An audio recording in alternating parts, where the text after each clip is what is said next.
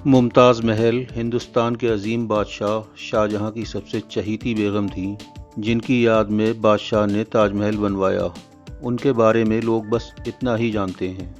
आज हम उनके बारे में कुछ ऐसी बातें बताएंगे जो अभी तक आपको पता नहीं होंगी। आप बादशाह औरंगज़ेब की वालिदा थीं, शतरंज की बेहतरीन प्लेयर थीं। उनका जन्म 1593 ईस्वी में आगरा में हुआ।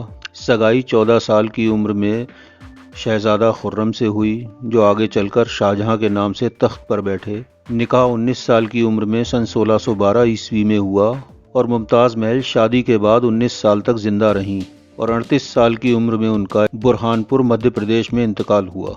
मुमताज़ महल हिंदुस्तान की वो मलिका थीं जिनकी वजह से दुनिया के अजूबों में से एक अजूबा ताजमहल वजूद में आया, जो आज भारत के सबसे ज़्यादा देखे जाने वाले स्मारकों में से टॉप पर है और विदेशियों के लिए ये अचरज का विषय है।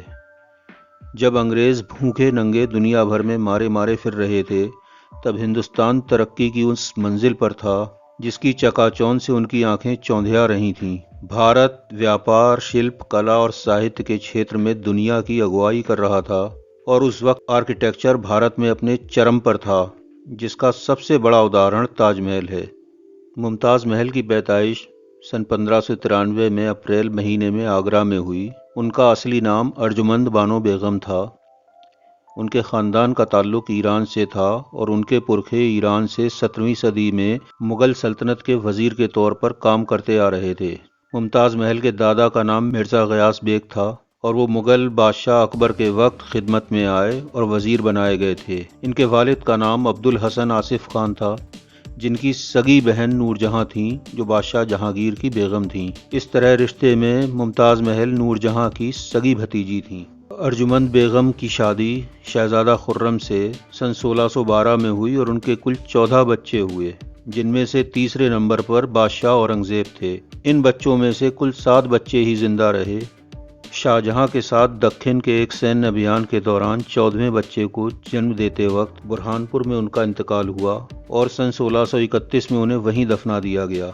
जनवरी 1632 में मुमताज़ महल को बुरहानपुर से आगरा लाकर दफनाया गया और उनकी कब्र के चारों तरफ ताजमहल का निर्माण करना शुरू किया गया। दक्खिन के अभियान के लिए बुरहानपुर जाते वक्त वो गर्भवती थीं। इसके बावजूद वो बादशाह के साथ सफ़र पर गईं और 787 किलोमीटर दूर तक सफ़र किया। आगरा से धौलपुर ग्वालियर होते हुए बुरहानपुर की लंबी यात्रा ने उन्हें बुरी तरह थका दिया, जिसका असर उनके गर्भ पर पड़ा। 17 जून सन 1631 को 30 घंटे की प्रसव पीड़ा के बाद उनकी बेटी गौहर आरा पैदा हुई, मगर ब्लीडिंग नहीं रुक सकी और ज़्यादा खून बहने की वजह से तबीयत लगातार बिगड़ती चली गई। बादशाह को उनकी बेटी जहां आरा ने अपनी मां की बिगड़ती तबीयत के बारे में बताया। आधी रात के बाद बादशाह की गोद में मुमताज़ महल बेगम ने दम तोड़ दिया। इंतकाल से पहले मुमताज़ महल ने अपने लिए एक मकबरा बनवाने की ख्वाहिश की, जिसे पूरा करने के लिए बादशाह ने ताजमहल बनवाया और आज तक उनकी मोहब्बत की वो निशानी शान से जगमगाती हुई खड़ी है।